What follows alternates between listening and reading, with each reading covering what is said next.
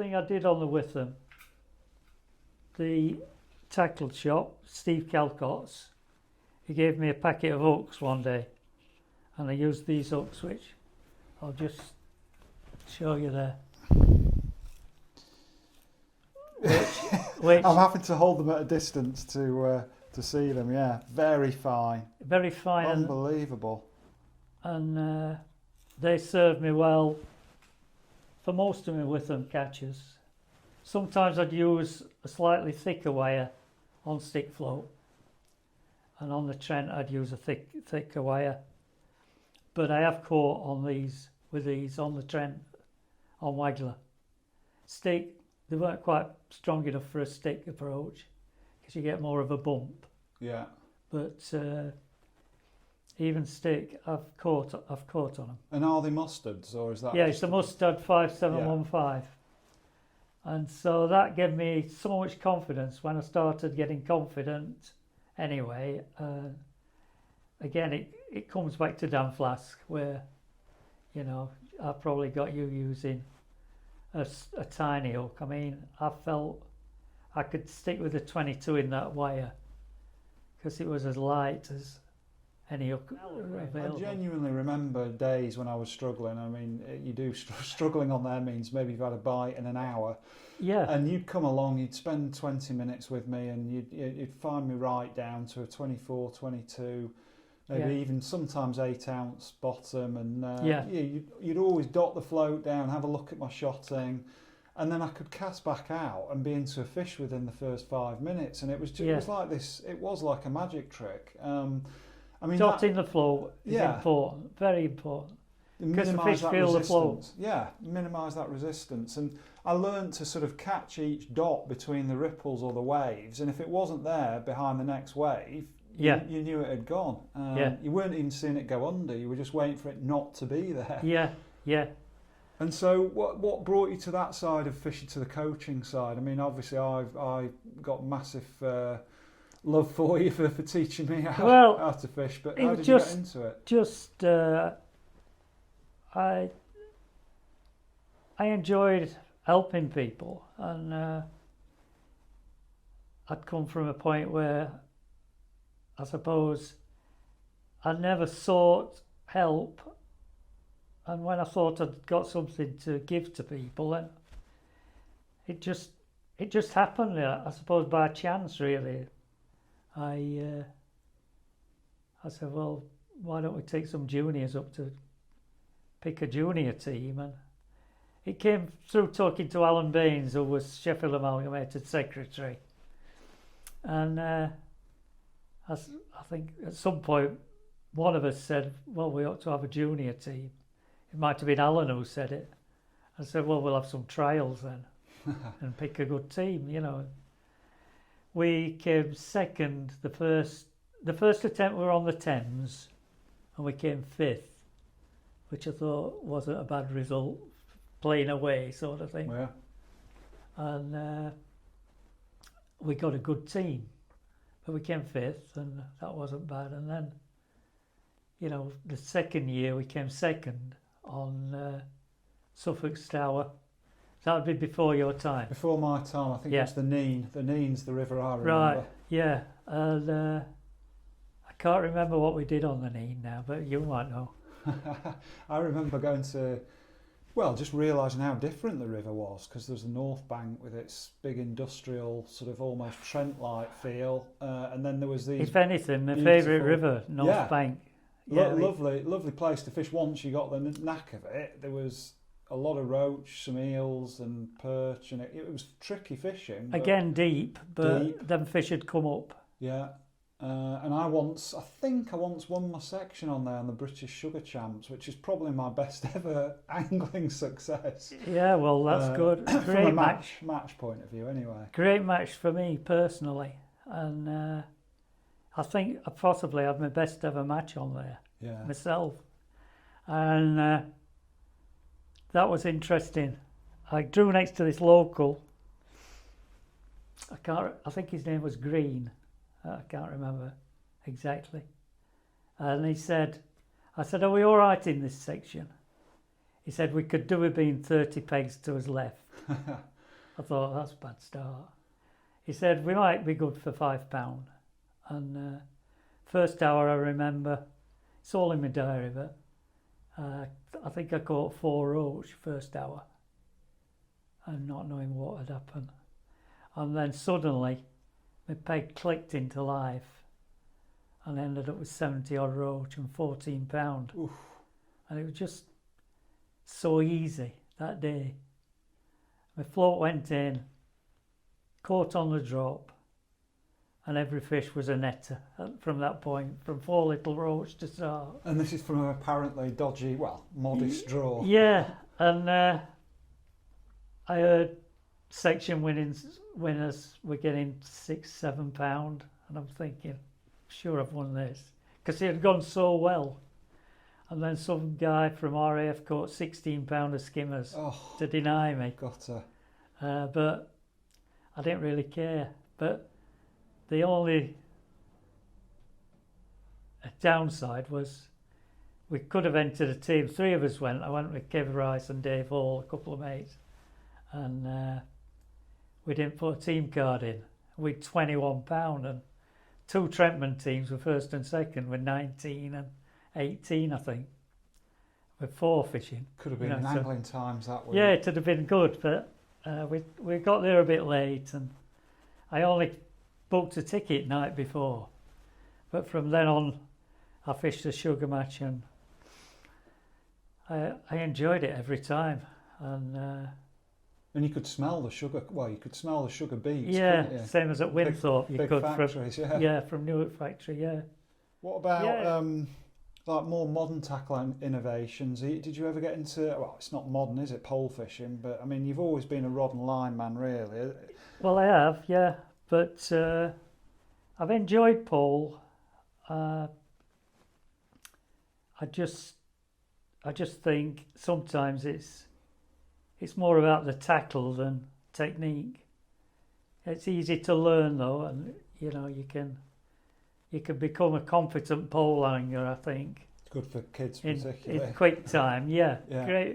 Great for kids, but as we've talked about before, now it's thick elastics and strong poles and all these margin mugger type poles and bagging, hauling. Yeah, exactly. And I think it's the culture that's changed, where lads are going out on commercials and picking it up quickly, but I don't see where the aspiration is after they've been fishing a couple of years, because by that time they should be able to catch on certain waters £100 of fish. I mean, I've heard about so many easy catches where they're filling up 4 keep nets at least.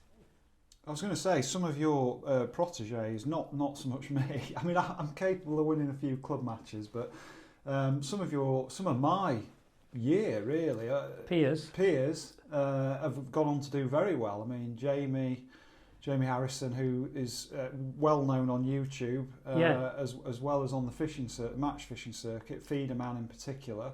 Yeah. But he's not the only one. I mean, you've seen some of Wayne Bartholomew. Yeah, Wayne. You've certainly released some talent into the world. Well, they probably caught me instead of me catching them. Sheffield's obviously an angling mad city. Yeah. Always has been, and great traditions. Lots of anglers I could name from generation before mine, and some amazing anglers. There's always been a bit of War of the Roses as well, hasn't there? I mean, my mum was from Bolton, and but I was brought up in Sheffield, obviously, and I think it was possibly before my time, but I know there was a lot of competition between Lancashire and Yorkshire before maybe the Trent men came to the fore and the Leicester lads, etc. Oh yeah, Birmingham. I mean, in the book, in the stick float book, I mean, obviously I start with the Lancashire element, and Manchester and Stockport anglers, they set the ball rolling on the Trent with stick float and caster, and Kevin Ashurst in particular. But a guy who I was lucky enough to meet after corresponding with him for years, Dick Ward. He came up shortly after Benny Ashurst and his son Kevin Ashurst. Yes, Dick Ward as well came along shortly after Benny Ashurst, and he and his team called the Method. They were rivals to Benny's teams, and Benny and Kevin would fish, I think, for a Northwich team, Northwich Loco, I think. And they were sort of rivals to Dick Ward's team, the Method, in the Trent Championship and other matches at Dunham Bridge and places on the title. And many, many others. Ian Heaps, of course, namely from Stockport. He was in another good team called Abbey Hay, working men's club. And you'd got these four-men teams, and they sort of led the way on the Trent. And then others caught up. You know, you got the Yorkshire element, and Nottingham took a back seat for a while, but Nottingham, the locals on the Trent, they came good, led by people like Johnny Moult and Pete Warren. And so, yeah, some real legends. And then, of course, you've got Ivan Marks, who we talked about earlier in Leicester. Yeah, and Ivan came up with his Leicester mates, and they were very prominent 70s. And Ivan attracted anglers from other areas, you know, and these were, they were all big matches then. And the heyday of river. Yeah, matches. The Trent Championship had attracted 1,000 anglers at its peak, and to win a zone. You're pretty much fishing different counties there, let alone different stretches and pegs. Yeah, that's right. And to win a zone on a Trent Championship, which was like 250 pegs, was like winning a big match in itself. Yeah, and I sort of came in on the fringe of the biggest matches. And I'd fished the Grey Tooth Championship, which was 1,000 plus anglers as well on the Relief Channel. And Ivan won 3 of those, of course, in 5 years, I think. Incredible. You also spent time with Barnsley Blacks, didn't you? Yeah, it was, again, a magic time, a most enjoyable win in a team when we won the National in 79. And yeah, that was a fantastic weekend. We went from the National, overnighted at Tattersall, fished the Witham next day. We beat Trentman by 2 points, so it couldn't have been closer. And we thought, when they named the top 10, and when they got down to about 4th, and we weren't named, we thought, well, we'll get a medal, that's fantastic.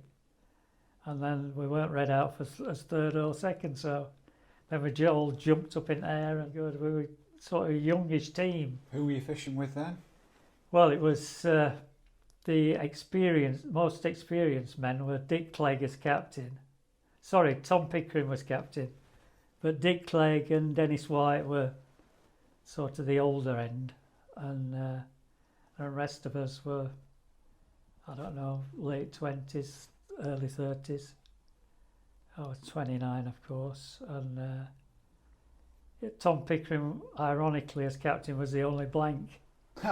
But you wouldn't think. Yeah, no, you wouldn't think that expect was possible. it. No, Trentman also had a blank, Cole Perry, I think, and so that evened itself out. But in my section, I didn't do bad. I was on the cam, 6 sections on the cam, 6 on Grey Twos, and I think I had 50 odd points. But Johnny Moult, unbeknown to me, had 79 points, I think, or 78, and he caught eels. I caught 1 pound on a little roach on a 26 hook, which won't surprise you. No. But it was such a tough match, and on the coach to the section and back, a guy from Coventry showed us, he was sort of saying that I didn't expect to use these today, and he was, well, size 30 hooks. So it was a pretty hard match. I didn't know they existed. But hard as it was, I didn't want to be on the ooze because I knew I'd be fishing for one eel or two eels. And we had a bit of luck because John Allerton was on there, who had, I think, 2 eels, but one a biggie. So he weighed over 2 pound odd with 2 eels.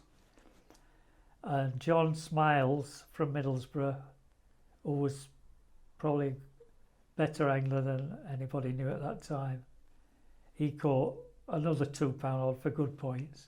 But John Claydon, 3 Johns on the ooze there, he caught one bootlace eel for 60 odd points with about 3/4 of an hour left.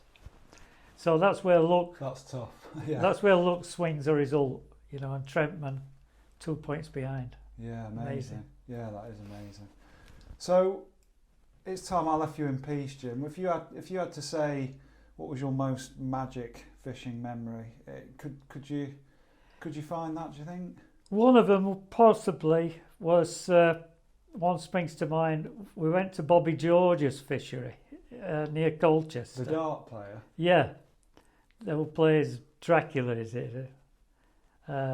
Puts all the gear on and his many rings and what have you. He's a fun sort of guy who didn't quite.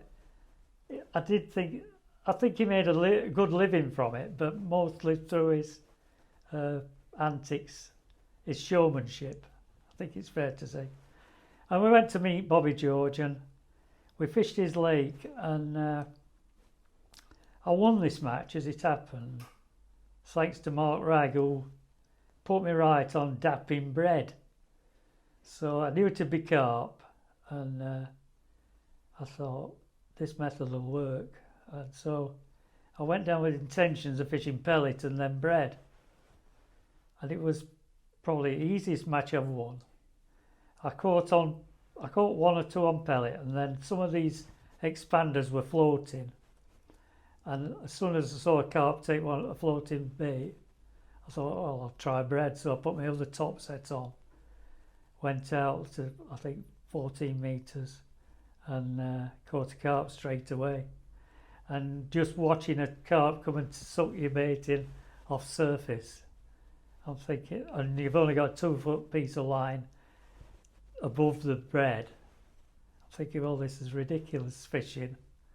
And I caught, I don't know, 50 odd pound. And when we'd done, it was a really hot day. We went into his snooker room, right? And he's got a bar there, and there were like 30 odd pints of lager he'd just pulled, all lined up, and everybody was parched. And then I went up for all these prizes. It was an embassy job, so embassy had sponsored it, NFA had put prizes in, and I came back with an armful of stuff. And it was a pretty special day. It sounds one of many nice days fishing, but it was that pint of lager that I think swung it when we were all boiling hot. And you'd won. Yeah. Cherry on the cake. Yeah, exactly. Oh, it's been an absolute pleasure, Jim, and thank you again for not only doing this, but for teaching me, the finer art of match fishing. My pleasure, John. Absolute pleasure. And you've made a good angler, which is like a bonus for me. Thanks, kind of you to say it. Cheers.